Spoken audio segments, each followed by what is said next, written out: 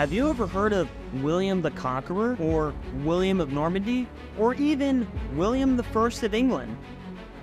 In this video, we're going to be discussing the Norman invasion of England by none other than William the Conqueror. We're going to be talking about the Battle of Hastings and what basically led up to what is now the modern-day monarchy of England. So let's dive into it.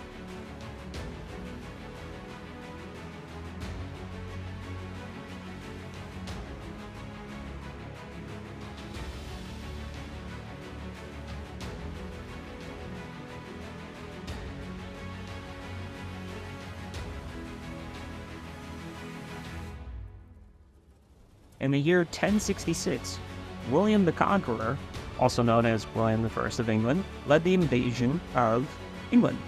The invasion marked a turning point in English history as it brought the end of the Anglo-Saxon rule in England, which was there prior to, which was also not the first ruling class there, as it was first the English and the Britons, and then the Anglo-Saxons came over, and then also the Vikings came over. So it's changed hands plenty of times in the past. William, also known as the Duke of Normandy, claimed that he was the rightful heir to the English throne.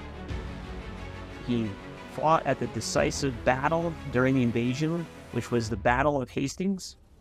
The conquest was the final act of a complicated drama that had begun years earlier in the reign of Edward, the Confessor, last king of the Anglo-Saxon royal line. Edward, who had almost certainly designated William as his successor in 1051, was involved in a childless marriage and used his lack of an heir as a diplomatic tool. What does this mean? Well, promising the throne to different parties throughout his reign, including Harold Godwinson, later to be known as Harold II, the powerful Earl of Wessex, and the exiled Tostig, who was Harold's brother, who was over in Norway. Harold III, Hardrad, King of Norway, also had his aims at taking on the throne and threatened an invasion.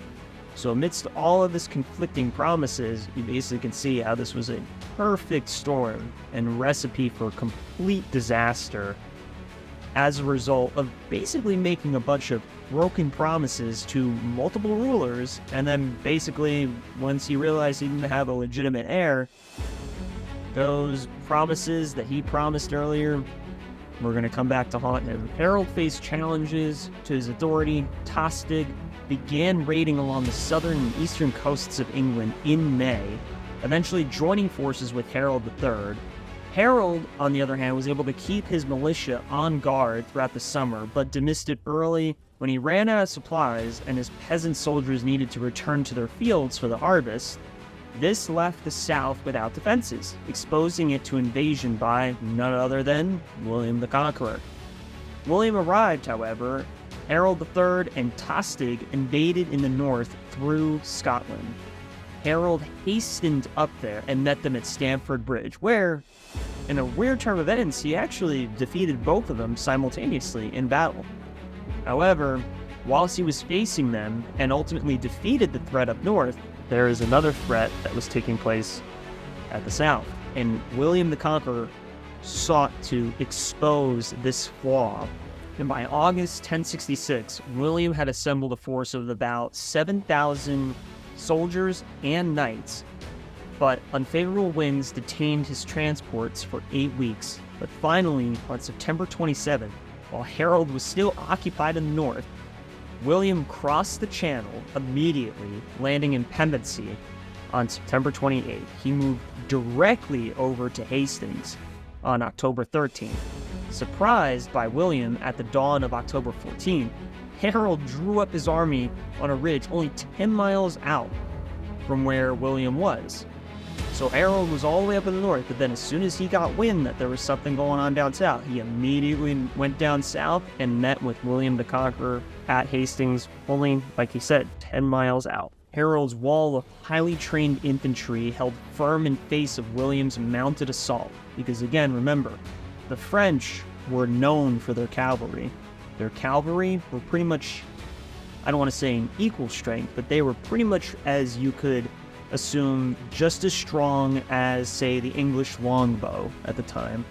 The English were known for their archers. That was their big strength during medieval times. The French, however, who were known for their cavalry charge, the organization of it, and honestly, it became a very demoralizing tool in warfare because, I don't know about you, but if I saw a line of horses charging me, all doused out in metal and swords and shields, rushing towards me on an open field, I'd probably shit my pants too. He failed to breach the English lines despite all of it, and his cavalry assault did not break the English line.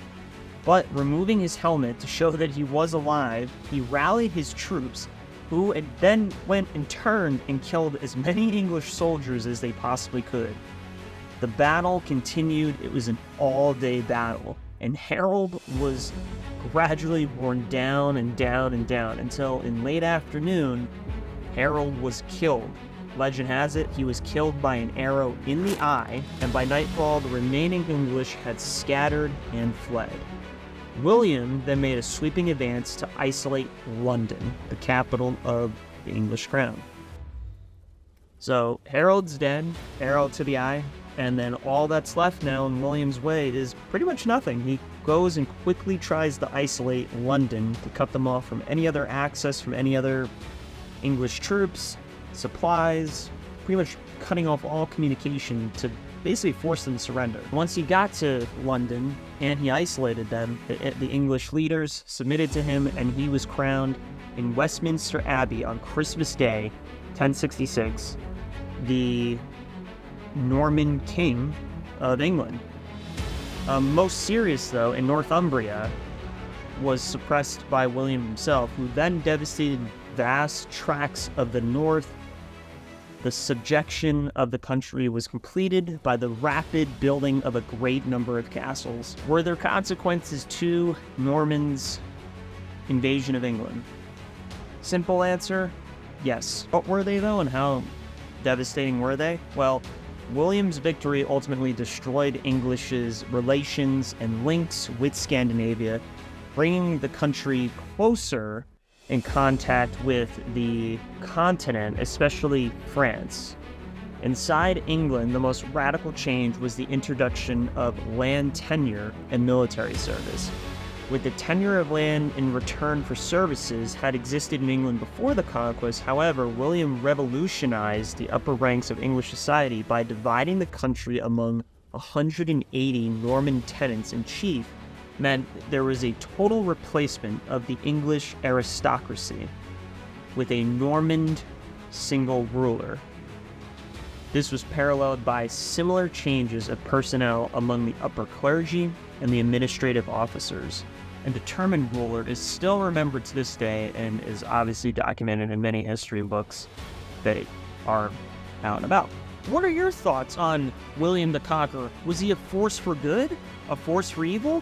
What do you think about him? What do you think about the dissolution of the English crown? What do you think about the rise of the Norman rule? Let us know in the comments, and don't forget to subscribe for more historical content. We'll see you in the next one.